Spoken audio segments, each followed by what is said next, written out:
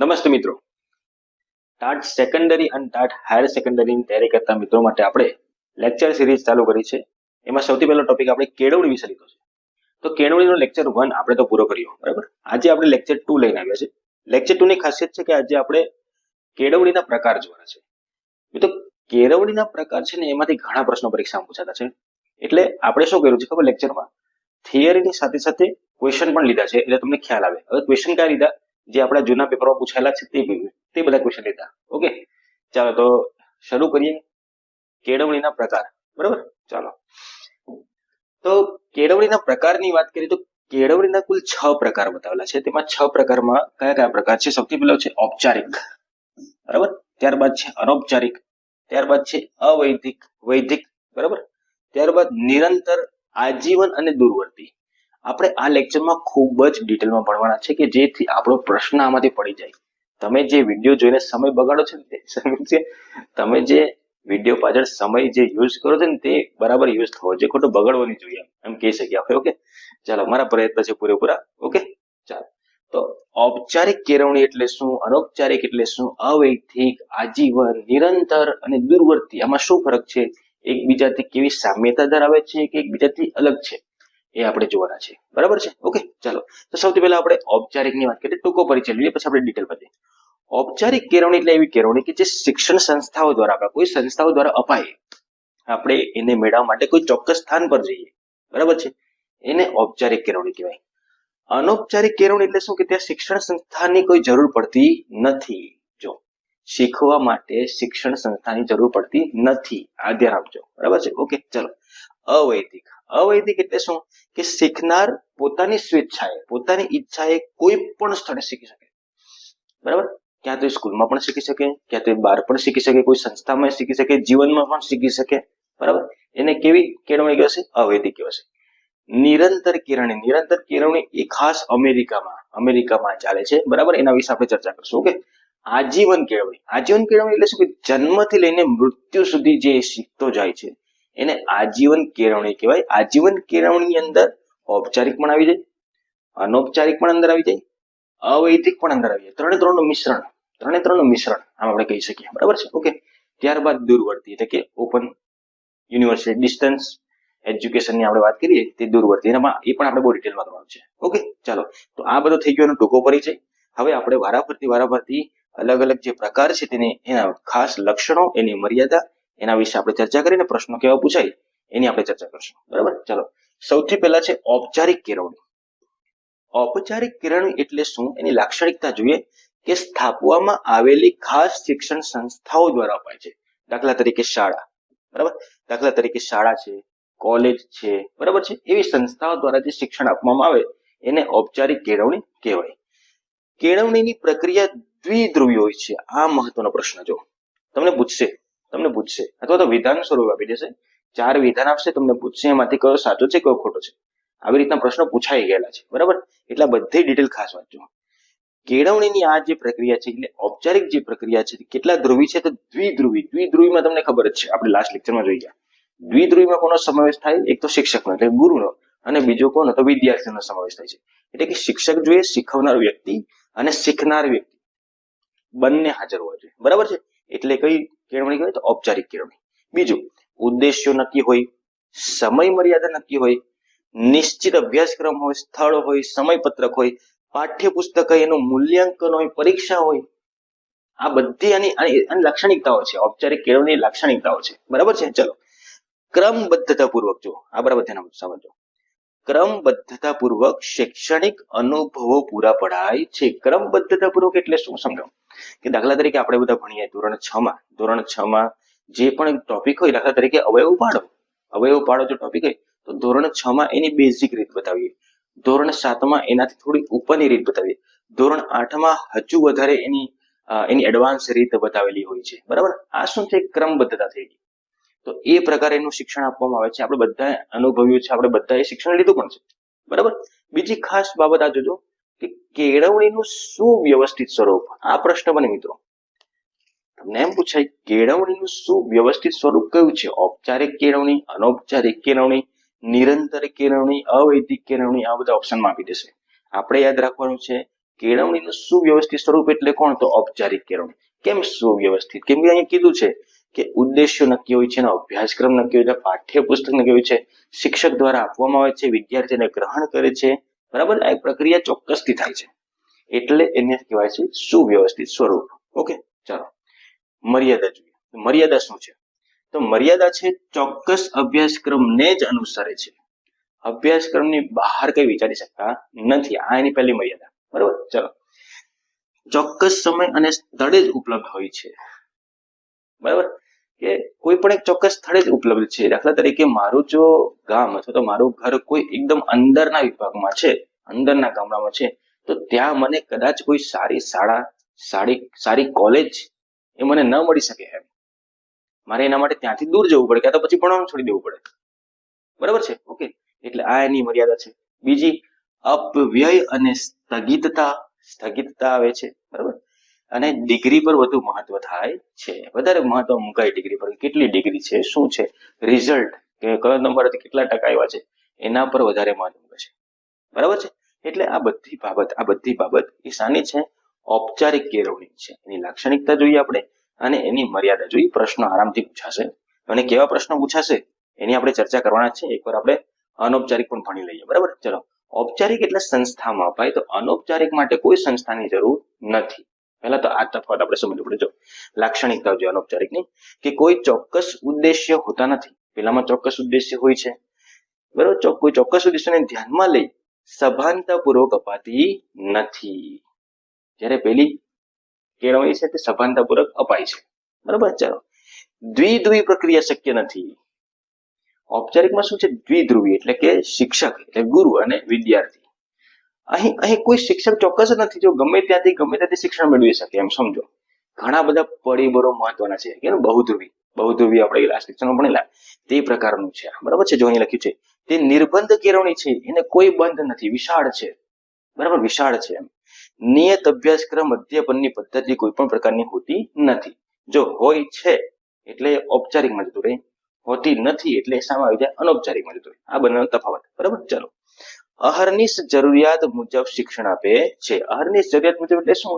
કે દિવસ હોય કે રાત હોય કે ગમે તે સમય હોય, કોઈ પણ સમયે કોઈ પણ શિક્ષણ એને મળી શકે છે, બરાબર. કોઈ પણ વ્યક્તિ, ઘર, સમાજ દ્વારા અપાય છે ને. એટલે કીધું ને બહુધ્રુવી છે. જ્યારે ઔપચારિક કેવી છે? દ્વિધ્રુવી છે. અનૌપચારિક કેવી છે? તો બહુધ્રુવી છે. ગમે તે તમને શીખવા મળી જાય. તમારાથી નાના બાળકો તમને શીખવાડી જાય, તમારા મોટા વડીલો તમને શીખવાડી જાય, તમારો સમાજ તમને શીખવાડી જાય, તમારા ઘરમાં તમને કંઈક શીખવા મળે. ઓકે, ચાલો, તો એની મર્યાદા જોઈએ. મર્યાદા શું છે? પેલી સુવ્યવસ્થિત હતી, આ સુવ્યવસ્થિત નથી. બીજું યાદ જો, ઔપચારિકની માફક વ્યવસ્થિત નથી. આમાં કોઈ પણ પ્રકારનું મૂલ્યાંકન શક્ય નથી. અનિચ્છીય બાબતો પણ શીખી શકાય છે. જો આ બરાબર ધ્યાન આપજો, આ મર્યાદા છે. આ કદાચ પરીક્ષામાં પૂછાઈ શકે, બરાબર. અનિચ્છીય બાબતો પણ આમાં શીખી શકાય છે. કે આપણે ઈચ્છાથી આપણે શીખવા નથી માંગતા, છતાં આપણે આજુબાજુના વાતાવરણમાં એવું જોઈને આપણે શીખી જઈએ છીએ, એની વાત ચાલતી છે, બરાબર. ચલો, હંમેશા શિક્ષણને લગતા જ હોતા નથી. માત્ર શિક્ષણ પણ નથી લાગી રહેતું, એ અન્ય બાબતો પણ લાગે. દાખલા તરીકે સારી ટેવો ગ્રહણ કરવી, ખરાબ ટેવો ગ્રહણ કરવી, બરાબર છે, એની વાત ચાલતી છે. ઓકે, ક્લિયર છો તમે? ઔપચારિક અને અનૌપચારિકમાં એકદમ રેડી, બરાબર છે. ચાલો, તો થોડા આપણે પ્રશ્નો કરીએ એટલે તમને વધારે ખ્યાલ આવે. ઓકે, ટાટ સેકન્ડરી 2023માં પ્રશ્ન પૂછાઈ ગયેલો છે. ઉદ્દેશ્ય, અભ્યાસક્રમ, સંસ્થાઓ, સમય મર્યાદા બધું જ નિશ્ચિત હોય તે કેળવણીનું કયું સ્વરૂપ ગણાય છે? જો છે ને, આ પ્રકારના પ્રશ્નો પૂછાય છે. તો બધું નિશ્ચિત છે. નિશ્ચિત છે એટલે શું આવશે? તો ઔપચારિક આવશે. જો અનિશ્ચિત છે એમ જો કહેવાય તો આપણો શું જવાબ આવશે? અનૌપચારિક આવશે, બરાબર છે. ચાલો આગળ જોઈએ. કોઈ ચોક્કસ હેતુ, સમય મર્યાદા, સ્થળ વગરના શિક્ષણને શું કહેવાય? જો 2019માં આવું પૂછેલો કે સ્થળ વગરના શિક્ષણને શું કહેવાય, તે આપણને ખ્યાલ આવ્યો. કોણ છે? તો અનૌપચારિક છે. પણ ચોક્કસ સ્થળ સાથેના શિક્ષણને શું કહેવાય? તો ઔપચારિક કહેવાય. જો બંને પ્રશ્નો પરીક્ષામાં પૂછાઈ ગયેલા છે ને, પૂછવાનું શું છે, બરોબર? કેટલો ભેદ છે? થોડો ભેદ છે બંનેમાં. પેલામાં ગણાય છે, એમાં ગણાત નથી, આમ પૂછાય છે. ઓકે, બરાબર. એટલે મેં તમને કહ્યું કે જૂના પેપર ખાસ જોવા, એના પરથી તમને ખ્યાલ આવે કે મારે કયા લેવલ સુધી વાંચવાનું છે અને મારે કેવું વાંચવાનું છે. ઓકે, ચલો, તો બે પ્રકાર આપણે જોઈ ગયા. હવે ત્રીજો પ્રકાર જોવાનો. ત્રીજો પ્રકાર શું છે?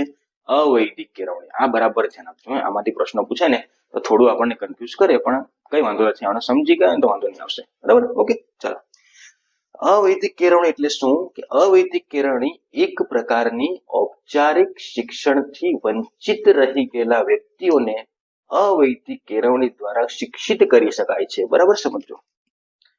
ઔપચારિક કેળવણીથી વંચિત રહી ગયેલા, દાખલા તરીકે મારી વાત કરું, સમજો કે હું કોઈક ઇન્ટિરિયર એકદમ અંદરના ગામડામાંથી આવું છું.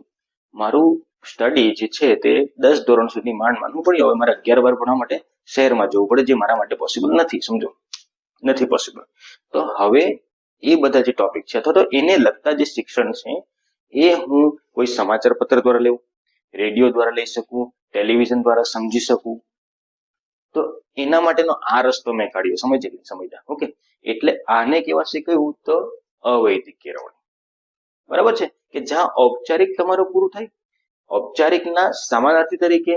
બરાબર છે, એટલે જો લખેલ છે ઔપચારિક શિક્ષણના વંચિત રહી ગયેલા વ્યક્તિઓને અવૈદિક કેળવણી દ્વારા શિક્ષિત કરી શકાય છે. બરાબર છે. લાક્ષણિકતાઓ જોઈએ, કોઈ પણ વય જૂથની વ્યક્તિઓ માટે લઈ શકીએ. આ શુદ્ધ ઔપચારિક પણ નથી, એ શુદ્ધ અનૌપચારિક પણ નથી. એને શુદ્ધ ઔપચારિક પણ નહીં કહેવાય, એને શુદ્ધ અનૌપચારિક પણ નહીં કહેવાય. બરાબર છે, ઓકે. ચલો, શીખનાર વ્યક્તિને અનુકૂળ હોય તેવા કોઈ પણ સ્થળે આપી શકાય છે, કોઈ પણ સમયે પણ આપી શકાય. જો આ થોડું અનૌપચારિક જેવું પણ થઈ ગયું. બરાબર છે, પણ શિક્ષણ કયું લેવાનું છે આપણે? ઔપચારિક લેવાનું છે. ઓકે. લાક્ષણિકતા કેવી છે? તો અનૌપચારિક જેવી છે. બરાબર. ચાલો, આ જોઈએ. આખામાં આ કલર અલગ રાખ્યો છે. અલગ રાખ્યો છે એટલે શું મહત્વનો છે, સમજો. બરાબર, ઓકે. ચાલો, લચીલાપણું, વિકેન્દ્રીયતા, સ્થિતિસ્થાપકતા, આ એની ખાસિયત છે અવિદિકતાની. જ્યારે આ બધી વસ્તુ તમને ઔપચારિકમાં જોવા નથી મળતું. બરાબર છે. આ એની ખાસિયત છે કે લચીલાપણું હોવું જોઈએ, વ્યક્તિને જેવું જોઈએ તેવું મળવું જોઈએ, આમ કહેવા માંગે. બરાબર છે. મારે કઈ રીતે શિક્ષણ લેવું છે એ મારી ઈચ્છાથી મને મળવું જોઈએ, એટલે કીધું લચીલાપણું, વિકેન્દ્રીયતા, સ્થિતિસ્થાપકતા. બરાબર છે. ચલો, સાક્ષરતા કરતા આજીવિકા શિક્ષણને વધુ મહત્વ આપે. જો ખાલી સાક્ષરતાની આજીવિકા મેળવી શકે તે પ્રકારના શિક્ષણને વધુ મહત્વ આપે છે. કોણ? તો અવૈદિક. અને અહીં તમે જો ક્રોસ કર્યું છે, જો એટલે શું છે? તો આનું મૂલ્યાંકન થતું નથી, એટલે કે પરીક્ષા લેવાતી નથી. જે શીખી ગયો અને આવડી ગયો તો પૂરું, બસ. પછી એની કોઈ પરીક્ષા કે એનું કોઈ મૂલ્યાંકન થતું નથી. પત્ર વ્યવહાર દ્વારા આપણે શિક્ષણ મેળવી શકીએ, રેડિયો, ટીવી, વાંચનાલય, બરાબર, લાઇબ્રેરી બોલી શકીએ, સાંસ્કૃતિક પ્રવૃત્તિઓ દ્વારા શિક્ષણ મેળવી શકીએ. ખાનગી અભ્યાસ કરતા વ્યક્તિ કોઈ પણ બોર્ડ કે યુનિવર્સિટીની પરીક્ષા આપી શકે છે. જો બરાબર, કે દાખલા તરીકે મને ભણવાનો રસ્તો નથી, પણ હું મારી રીતે અભ્યાસ કરી શકું છું, અને એ લેવલનો અભ્યાસ કરીને હું ડાયરેક્ટ બહારથી બોર્ડની પરીક્ષા, બહારથી કોલેજની પરીક્ષા ડાયરેક્ટ આપી શકું છું. એમ આ શાનો પ્રકાર થઈ ગયો? તો અવૈદિકનો. અને પરીક્ષા આપવાની વાત થઈ ગઈ એટલે શાની વાત? તો ઔપચારિકની. સમજ કે? ઓકે. ચલો, વિષય વસ્તુ, તો દરેક વય જૂથની અલગ અલગ વિષય વસ્તુ હોય છે. કેવી રીતે? સામાજિક, આર્થિક, સાંસ્કૃતિક, પર્યાવરણજન્ય પરિસ્થિતિ પર આધારિત હોય છે. કોણ? તો અવૈદિક કેળવણી. ઓકે. એટલે અવૈદિક કેળવણી શું છે? એ ઔપચારિક પણ નથી, એ અનૌપચારિક પણ નથી, એટલે કે શુદ્ધ ઔપચારિક પણ નથી, શુદ્ધ અનૌપચારિક નથી.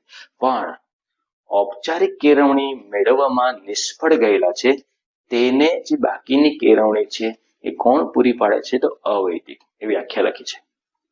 ઓકે, ક્લિયર છો? બરાબર છે, ઓકે. એટલે એક પ્રકારની વધારે પડતી નથી, કેવું ઔપચારિકની પર્યાય આમ બોલી શકીએ આપણે. બરાબર, ઓકે. ચાલો આગળ વધીએ આપણે. યસ, જો પ્રશ્ન આવ્યા, જો પ્રશ્ન પૂછાયેલા તારની પરીક્ષામાં. અવૈદિક શિક્ષણને લાગુ પડતું નથી.